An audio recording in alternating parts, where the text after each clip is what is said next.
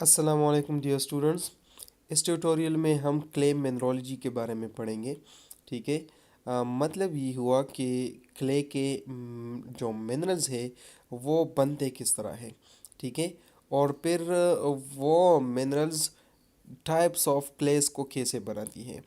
फिर उन मिनरल्स की अरेंजमेंट पे जो क्ले की प्रॉपर्टीज़ है वो किस तरह चेंज होती है। ठीक है। और डिफरेंट टाइप्स ऑफ क्ले हमारे पास किस तरह से वजूद में आती है। ठीक है। So in this picture we can see कि हमारे पास 4 टाइप्स ऑफ क्लेज है। ग्लेशियल ओशन क्ले, जिस तरह नाम से ज़ाहिर है ये हमारे पास या ग्लेशियल होगा या हमारे पास ओशन से ये मिल सकता है। बेंटोनाइट, ये इन पिक्चर्स में जो दिखाया गया है। ठीक है। Here this is bentonite clay. And kaolin, ये भी हमारे पास एक टाइप ऑफ क्ले है। French green clay. ठीक है। So we have different types of clays. ठीक है। और ये किस तरह बनती है अब नेक्स्ट स्लाइड्स में हम डिस्कस करेंगे। Now coming towards clay structure. ठीक है। तो फर्स्ट ऑफ ऑल मैं सिंपली यहाँ पे दिखा दूँ कि जो हमारे पास क्ले स्ट्रक्चर्स है या क्ले मिनरल्स है, ये बेसिकली दो चीज़ों से मिलके बनती है, दो लेयर से मिलके बनती है। एक हमारे पास है गेप्साइट और दूसरा है सिलिका शीट। ठीक है। गेप्साइट्स हमारे पास क्या चीज़ है actually, these are silica tetra sorry, जो हमारे पास सिलिका शीट है, this is actually silica tetrahedron. और एल्यूमिनियम ऑक्टाहेड्रॉन को हम क्या कहते हैं, गेप्साइड कहते हैं। सो यू कैन से कि हमारे पास जो सिलिका है इसके साथ ऑक्सीजन इन रिएक्शन कर जाता है और तकरीबन 5 अतराफ से। ठीक है। तो उसको हम सिलिका टेट्राहेड्रॉन कहते हैं। एंड सिमिलरली हमारे पास एल्यूमिनियम ऑक्टाहेड्रॉन है जो कि हमारे पास तकरीबन इसके साथ एल्यूमिनियम के साथ डिफरेंट आयंस होते हैं और वो तकरीबन इसके 8 अतराफ से इसके साथ इन कांटेक्ट होते हैं और रिएक्ट कर जाते हैं, बॉन्ड बना देते हैं। ठीक है। सो अब ये दो जो हमारे पास एक्चुअली शीट्स है, गेप्साइड शीट और सिलिका शीट, ये मिल के हमारे पास क्ले मिनरल्स बनाती है। क्या चीज़ बनाती है? क्ले मिनरल्स बनाती है। ठीक है। अब ये क्ले मिनरल्स हमारे पास फिर डिफरेंट टाइप्स ऑफ सॉइल बनाती है। तो कैसे, यहाँ पे पिक्चर में समझाता हूँ। यहाँ पे based on composition there are 3 types of clay. Number one we have kaolinite, elites, and then we have montmorillonite. ठीक है। तो ए हमारे पास क्या चीज़ है, केलिनाइट है। तो इसमें सिर्फ arrangement of the sheets in the mineral की बात है। ठीक है। तो यहाँ पे आपको नज़र आ रहा है that in a we are talking about kaolinites. ठीक है। इसमें जस्ट 1:1 के साथ गेप्साइड और सिलिका शीट होता है।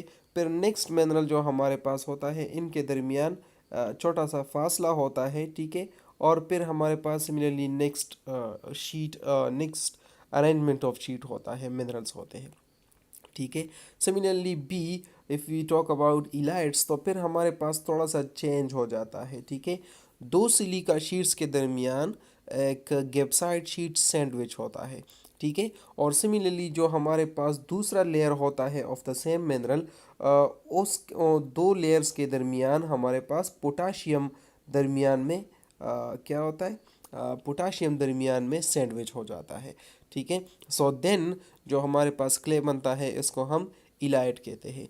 नाउ टॉकिंग अबाउट सी, तो हमारे पास अरेंजमेंट सेम है, सिलिका शीट है और फिर गेप्साइड शीट है, फिर सिलिका शीट है।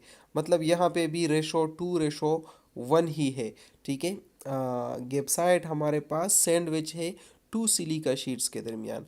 और सिमिलरली हमारे पास एक मिनरल और दूसरा मिनरल, इनके दरमियान में क्या चीज़ मौजूद है, वाटर मौजूद है। ठीक है। यू कैन सी कि हमारे पास यहाँ पे क्या चीज़ है, H2O है, वाटर है। ठीक है जनाब। सो जो हमारे पास ये अरेंजमेंट होगी, so this will be then montmorillonite. ठीक है।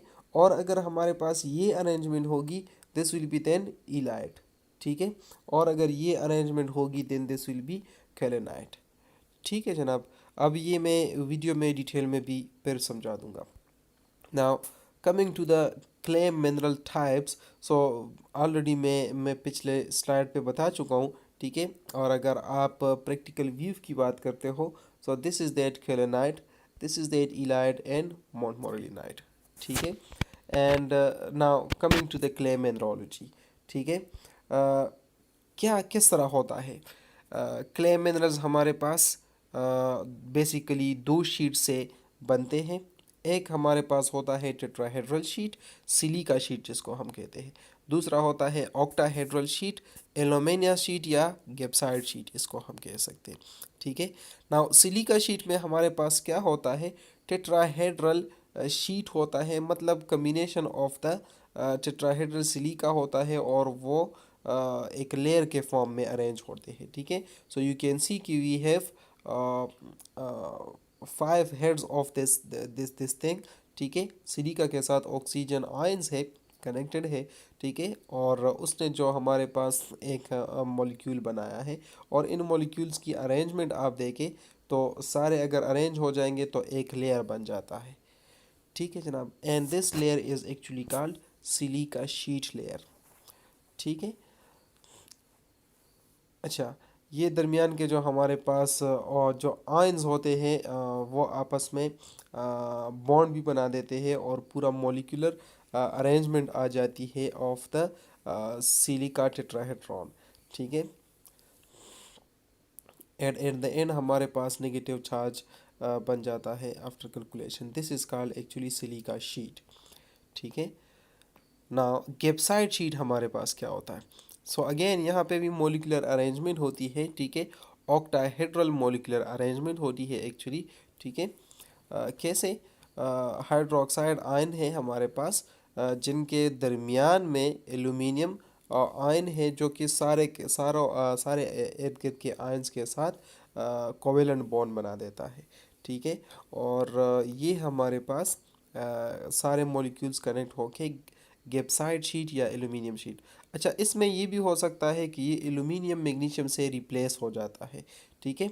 तो फिर एक नया शीट बन जाता है ब्रोसाइड शीट, जो कि पिछले स्लाइड्स में मैं आपको नहीं बताया यहाँ पे, ठीक है। सो मैग्नीशियम अगर एल्यूमिनियम को रिप्लेस कर जाता है तो एक नया हमारे पास शीट बन जाता है। This is actually called isomorphous substitution, ठीक है। और ये एक नया हमारे पास सॉइल मिनरल बना देता है और उसकी प्रॉपर्टीज़ भी बाकी जो सिलिका और गेप्साइड है इससे डिफरेंट है, ठीक है, ब्रोसाइड की। अच्छा, now this is that arrangement, ठीक है। अगर हमारे पास सिंपल क्लिनाइट की बात कर ले तो जिस तरह मैं पिछले स्लाइड्स में समझा चुका हूँ कि गेप्साइड और सिलिका की अरेंजमेंट किस तरह होगी। नाउ यू कैन सी कि गेप्साइड फिर सिलिका फिर गेप्साइड फिर सिलिका, तो मतलब ये हुआ कि अरेंजमेंट इज़ 1:1, ठीक है। और जो एक मिनरल है उसकी साइज़ कितनी है, 7 एंगस्ट्रॉम है, ठीक है। एंड यू ऑल नो कि 1 मीटर हमारे पास 10⁻10 एंगस्ट्रॉम के बराबर होता है, ठीक है। ना जो हमारे पास रेशो है ऑलरेडी मैं बता चुका हूँ कि गेप्साइड और सिलिका की रेशो क्या होगी, 1:1। और इस तरह मल्टीपल हमारे पास लेयर्स मिनरल की आपस में लेयर्स बन जाती हैं, ठीक है। और ये एक कंप्लीट क्लोराइड बना देता है, ठीक है। अच्छा, दो मिनरल्स के दरमियान हमारे पास कौन सा बॉन्ड होता है, हाइड्रोजन बॉन्ड होता है, ठीक है।